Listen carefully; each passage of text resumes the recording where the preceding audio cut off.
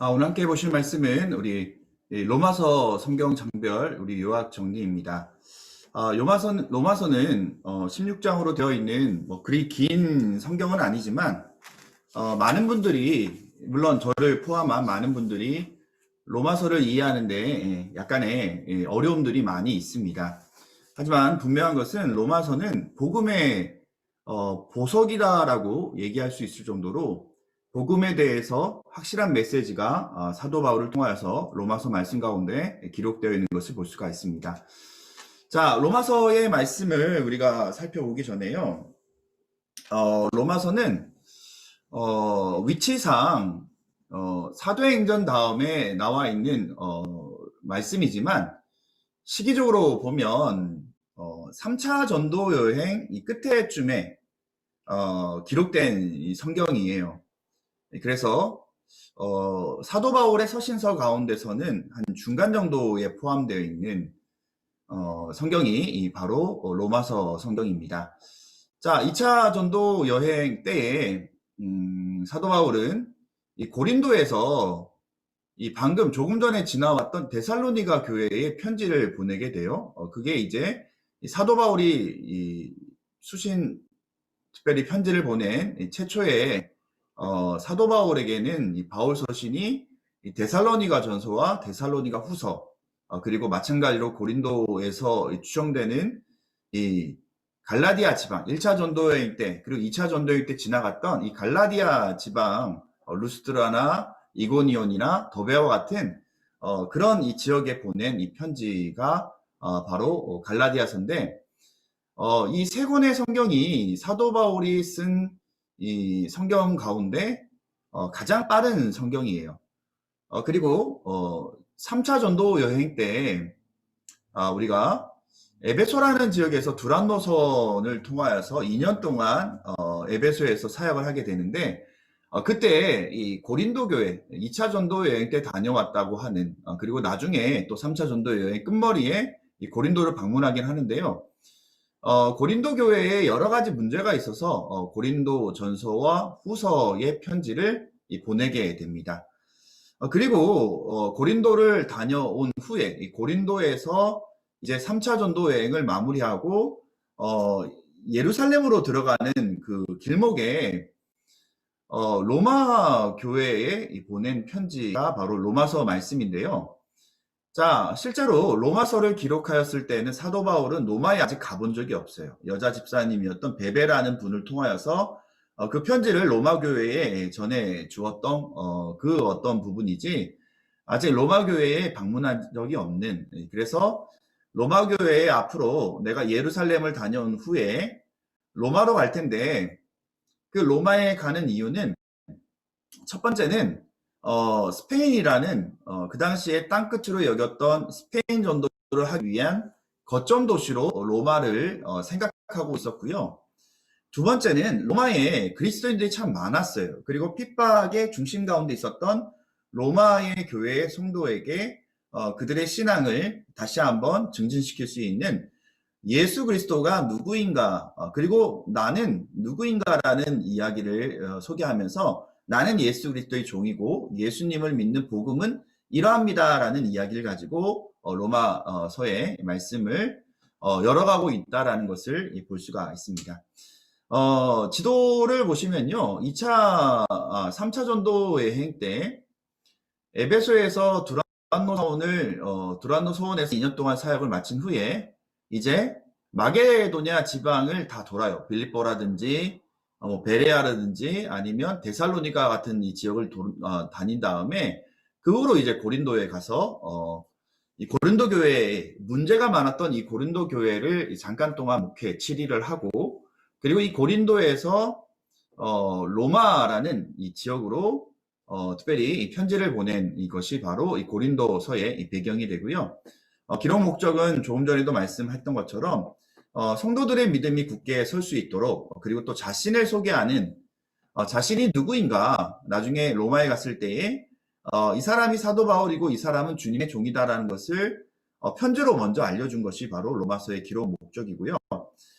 스페인 선교를 하기 위해서 이 스페인은 어쩌면 또 다른 개척의 분야예요. 그래서 이 스페인, 이 땅끝으로 여겼던 그 스페인 선교를 하기 위한 재정적인 후원을 미리 좀 얘기해 둔 편지가 바로 로마서의 편지다라는 것을 볼 수가 있어요.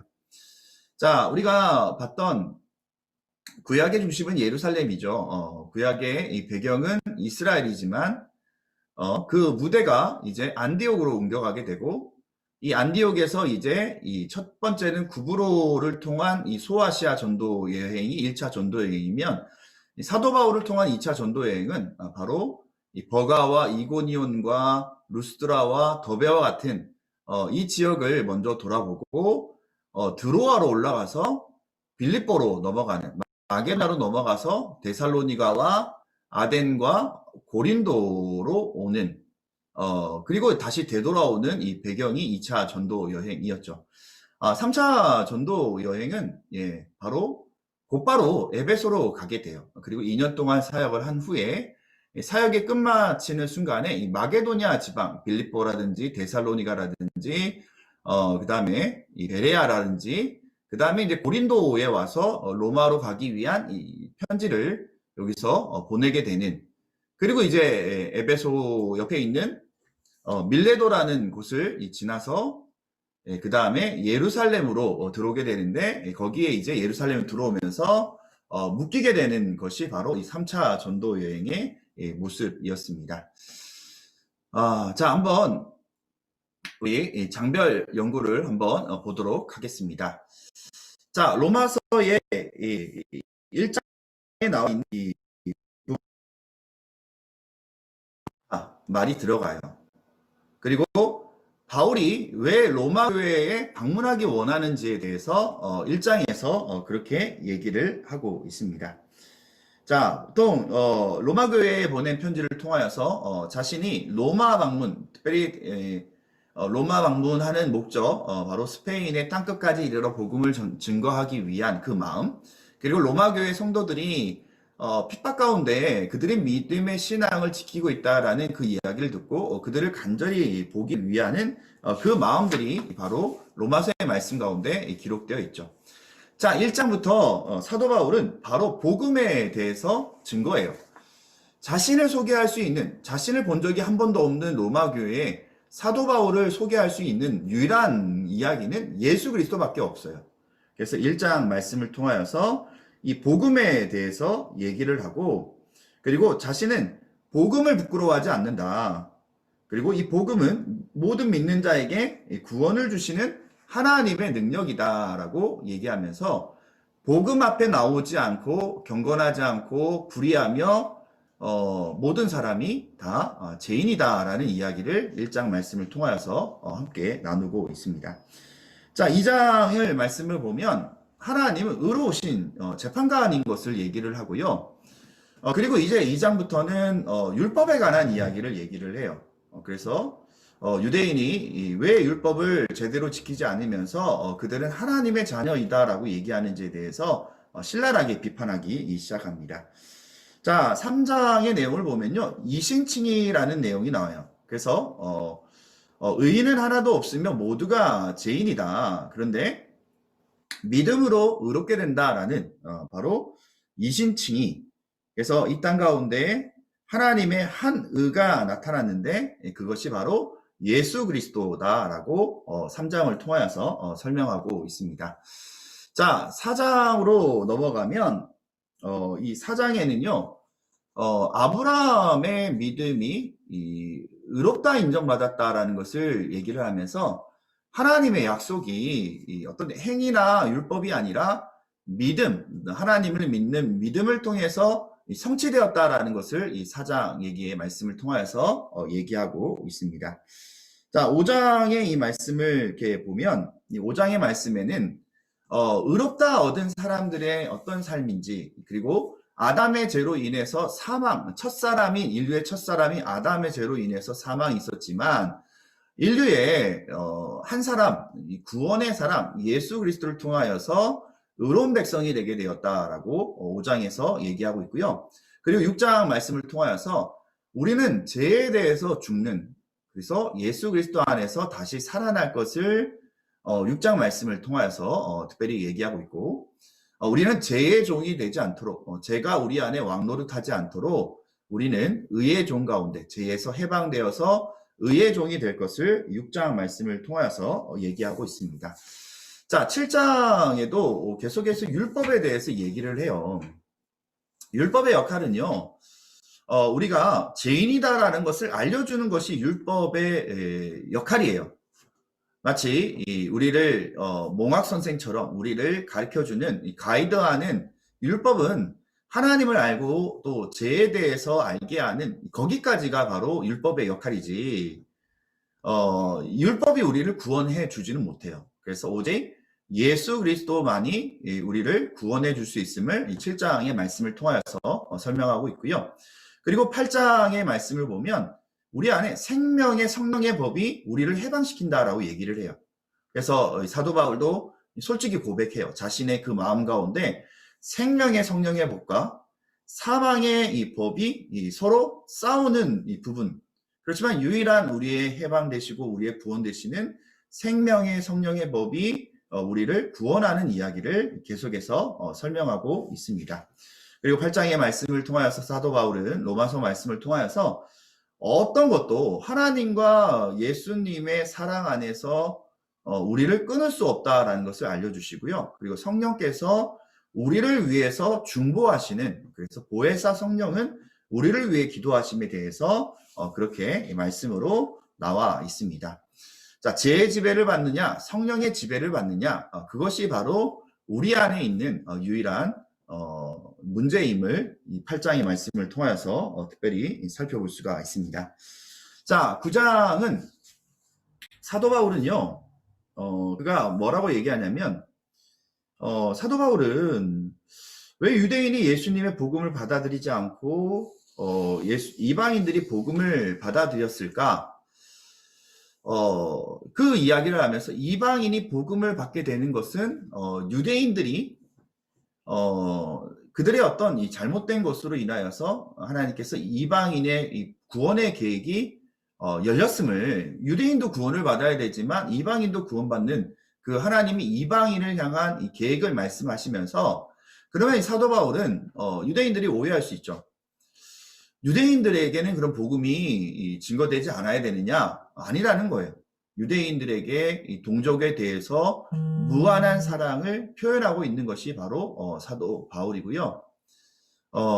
이스라엘은 그 믿음의 의를 지키지 못하였고 얻지 못한 그 안타까움이 있고 하나님의 진노하심이 분명히 있지만 끝까지 참아주시는 인내하고 자비를 베푸시는 하나님의 끝없는 사랑을 얘기하면서 지금으로도 동족 유대인들이 복음 앞에 나올 수 있도록, 또 이방인들이 복음 앞에 나올 수 있도록 계속해서 사도 바울의 그 애쓰는 그 마음이 이 9장 말씀 가운데 나와 있습니다.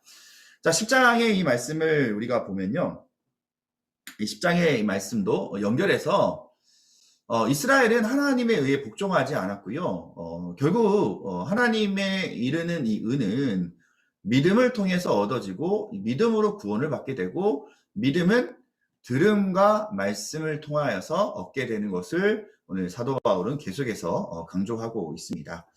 자, 11장은 하나님은 결코 이스라엘을 버리지 않으신다라고 얘기하고 있고, 그리고 스스로 지혜 있다라는 자를 부끄럽게 하시는 하나님에 대해서 얘기를 해요. 그리고 이스라엘을 버리지 않으신 이유는 뭐냐면 그들은 택한 자라는 것이에요. 그래서 택한 자들을 버리지 않고 그들을 남겨두심으로 말미암아 이스라엘을 여전히 구원하고 회복하기 원하시는 하나님에 관한 이야기가 11장 가운데 나와 있고요. 여전히 이방인들에게 대해서도 하나님의 구원의 계획이 열려 있다라는 것을 볼 수가 있습니다. 자, 12장으로 가면 보다 구체적으로 삶의 믿음의 어떤 이 모습들에 대한 이야기가 12장 말씀 가운데 나와 있어요. 그래서 어떻게 바른 생활을 해야 되는가, 그리스도인들은 어떻게 바른 생활들을 해야 되는가. 그래서 우리가 잘 알고 있는 로마서 12장 1절부터 2절 말씀이, 그러므로 형제들아 내가 하나님의 모든 자비하심으로 너희를 권하노니 너희 몸을 하나님이 기뻐하시는 거룩한 산제사로 드리라. 이는 너희의 드릴 영적 예배니라. 너희는 이 세대를 본받지 말고 오직 마음을 새롭게 함으로 변화를 받아 하나님의 선하시고 기뻐하시고 온전한 뜻이 무엇인지 분별하도록 하라라고 그리스도인의 바른 생활에서 바울은 구체적으로 알려주고 있습니다. 자, 13장. 사랑은 율법의 완성이에요. 예수님은 율법을 완성하러 오신 분이에요. 예수님의 사랑, 그 십자가의 사랑이 있기 때문에 우리에게 구원이 허락되었고 또 구원의 때가 가까이 있다라고 사도 바울은 계속해서 얘기하고 있습니다. 자, 14장에는 형제를 비판하거나 업신여기지 말고 또 음식 문제 때문에 형제를 정죄하지 말아라 라고 얘기를 해요. 왜냐하면 음식이나 사람들의 어떤 생각으로 말미암아 다른 사람들을 업신여기거나 비판하거나 정죄하는 그런 어떤 모습들 가운데, 그래서 이 믿음이 아닌 것들이 죄가 된다라는 것을 이 사도 바울은 구체적으로 얘기하고 있습니다. 자, 15장 말씀은 바울이 로마를 방문하고 싶어하는 그 계획을 계속 얘기를 해요. 여러 가지 상황과 형편 때문에 로마에 방문하기를 그가 했던 부분이지만 예루살렘에 거기에 구제연금을 마게도니아 지방이나 아니면 소아시아 지역에서 모은 이 구제연금, 왜냐하면 예루살렘이 기근으로 인하여서 핍박으로 인하여서 예루살렘 교회가 힘들 때에 그 예루살렘을 다녀온 다음에 로마를 방문할 계획을 전하게 되죠. 물론 그 계획은 다른 방법으로 이루어지게 되죠. 결국 손이 묶인 자로서 로마에 방문하게 되었지만 또 시간이 또 오래 걸리긴 했지만 어쨌든 로마 방문의 계획을 통하여서 이방인을 향한 이방인의 사도로 사도 바울이 부르신 그리고 이방인에게 전해진 이 복음에 대해서 로마서 15장 말씀을 통하여서 이 사도 바울은 얘기하고 있습니다. 16장의 이 말씀은요, 항상 서신서의 마지막에는요, 고마운 사람들의 이름이 나와요. 그리고 개인적으로 인사하고 안부하며 또 개인적으로 또 고마움을 느끼는 그 사람들에 관한 이야기를 얘기를 하면서 이 사도 바울이 어쨌든 영적 성숙을 위해 로마서를 또 기록하면서 교회 성도들에게 로마의 중심으로 해서 스페인까지 땅끝까지 이르러 내 증인이 되리라라는 그 믿음의 말씀을 로마 교회에 자신이 먼저 가기 전에 편지를 통하여서 자신도 소개하고 또 로마를 방문할 목적도 로마서의 말씀을 통하여서 종합하여서 얘기하고 있다는 것을 볼 수가 있습니다. 자, 사도 바울은 15장에 보면 자신이 특별히 이방인들에게 복음을 전하는 사명자로 부르셨다라는 것을 얘기를 해요. 그래서 그리스도의 예수의 일꾼이 되어서 자신이 주님의 사도가 된 그 복음을 얘기하면서 쉬지 않고 일하시는 주님이 자신을 통해 일하는 것처럼 로마 교회 성도들 통하여서도 일하실 것을 기대하고 또 기도를 요청하고 있는 말씀이 바로 로마서 말씀입니다. 네, 감사합니다. 여기까지 로마서를 나누도록 하겠습니다.